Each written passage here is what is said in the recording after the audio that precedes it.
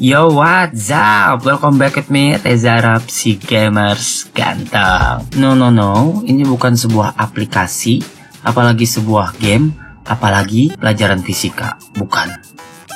Kali ini gue mau menceritakan tentang perjalanan hidup gue dari gue baru lahir sampai sekarang. Honestly, gue bener-bener gak bisa gambar, bahkan gambar burung aja gue cuma bisa kayak gini. Tapi gue akan berusaha sebisa mungkin gambar buat kalian semua, so this is it. Draw my life. Hai, mungkin di sini ada yang belum kenal gua. Perkenalkan, nama gua Reza Octavian.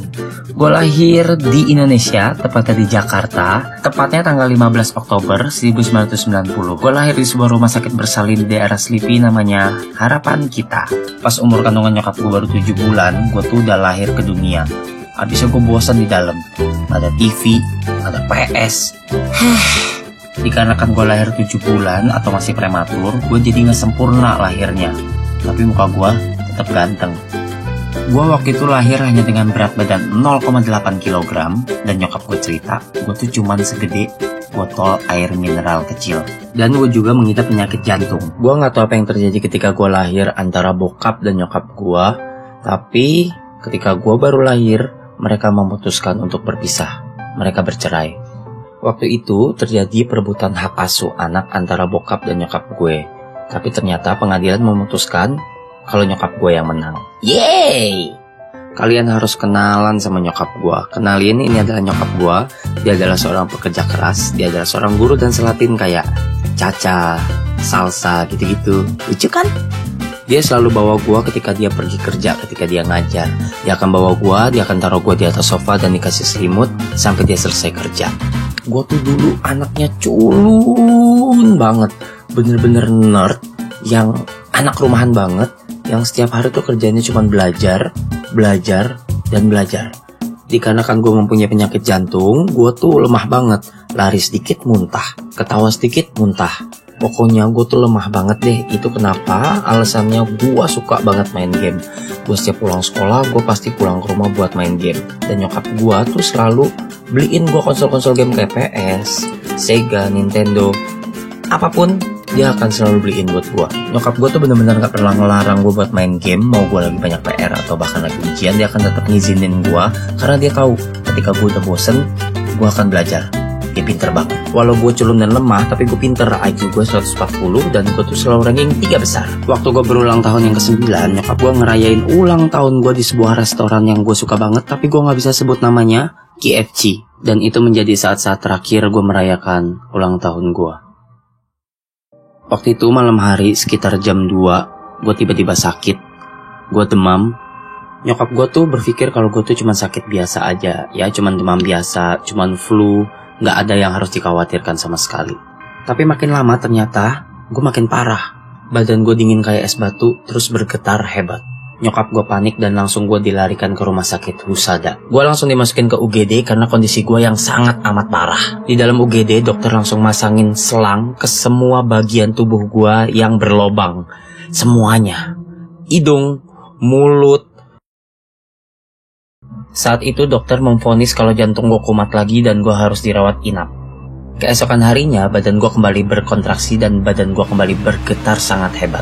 Dokter langsung cek keadaan gue dan ternyata gue mendapatkan komplikasi dari 4 penyakit di waktu bersamaan, yaitu jantung gue kumat, lambung gue robek atau bocor, tekanan darah rendah, dan yang terakhir, demam berdarah.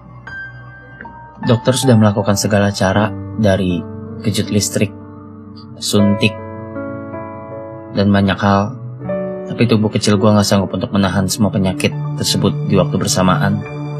Alhasil, gue meninggal. Dokter sudah memvonis gue meninggal.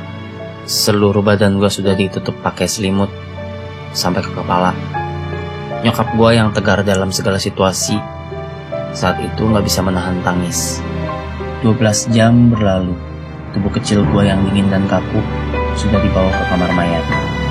Saat itu semua keluarga sudah berkumpul. Nyokap gue masuk lagi ke kamar mayat dan dia nyamperin gue. Dia pegang tubuh gue, dia cium jidat gue, dan dia menangis. Dia meneteskan air matanya tepat di jidat gue. nyokap gue cerita, waktu dia masih nangis, tiba-tiba dia mendengar suara entah dari mana. "Mah, Mama jangan nangis, nanti Caca ikutan sedih."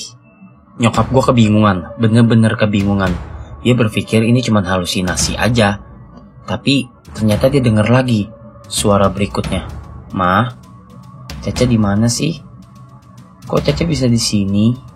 Dengan masih kebingungan, nyokap gue lalu membuka kain yang nutupin kepala gue dengan perlahan. Lalu dia ngeliat gue udah membuka mata dan masih nanya, "Mah, ini Caca di mana?" Nyokap gue langsung dobrak pintu kamar mayat dan dia langsung teriak, "Setan!" Enggak. Dia langsung teriak, "Dokter!" Dokter langsung ngecek keadaan gue dan dia benar-benar shock karena tiba-tiba jantung gue sembuh, lambung gue yang robek tiba-tiba normal, tekanan darah gue menjadi normal, dan demam berdarah gue langsung sembuh. Gue tahu pasti ada tanda tanya besar di kepala kalian. Apa yang terjadi sama gue waktu gue mati suri? Yang gue rasain cuma dingin, semua putih. Sampai gue berada di satu tempat yang gue nggak tahu di mana. Siang, langitnya cerah, matahari bersembunyi di balik awan. Gue berada di sebuah padang rumput yang luas sekali. Oh iya, ada sebuah pohon di tengah-tengah padang rumput itu. Cuman ada gua dan nyokap gua di sana. Sampai tiba-tiba yang gua lihat jadi hitam dan gelap. Lalu hidup gua berjalan seperti orang normal lainnya, tapi dengan karakter gua yang jauh berbeda dari sebelum gua mati suri. Gua udah gak culun lagi, fear nothing, playboy. Lalu waktu gua lulus SMA, nyokap gua memutuskan untuk pindah keluar kota. Tapi gua gak mau dan akhirnya gua di Jakarta sendirian. Untuk bertahan hidup di Jakarta yang which is gue sendirian, gue ngelakuin apa aja. Gue jadi kasir warnet, terus gue jualin kosmetik door to door, terus gue jualin DVD juga. Gue juga ngojek loh waktu itu, aduh malu. Lalu di warnet, karena gue berteman sama banyak orang, gue akhirnya kenal sama satu orang. Kita sering main Dota bareng, namanya Edo.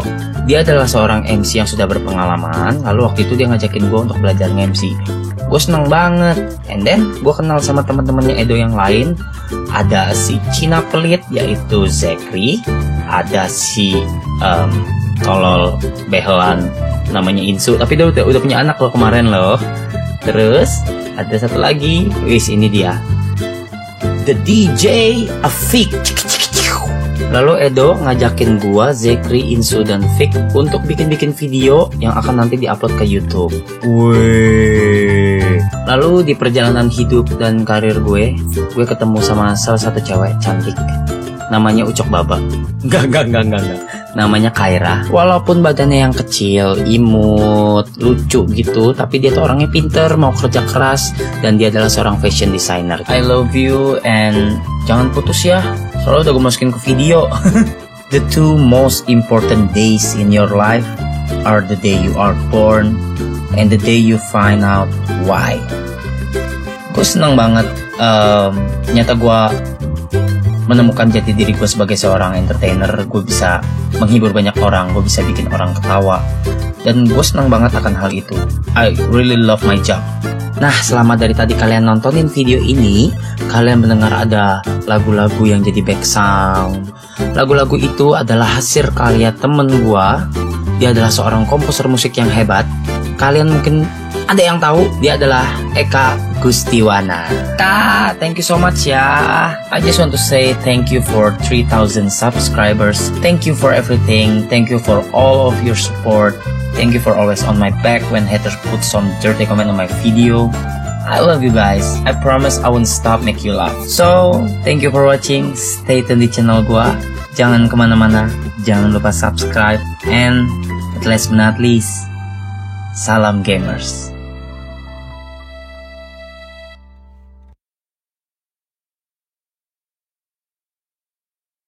Jangan lupa buat subscribe channel Eka Gustiwana. Langsung aja klik gambar dia di kiri atas. Ingat, gambarnya yang diklik, bukan ceweknya. Bye.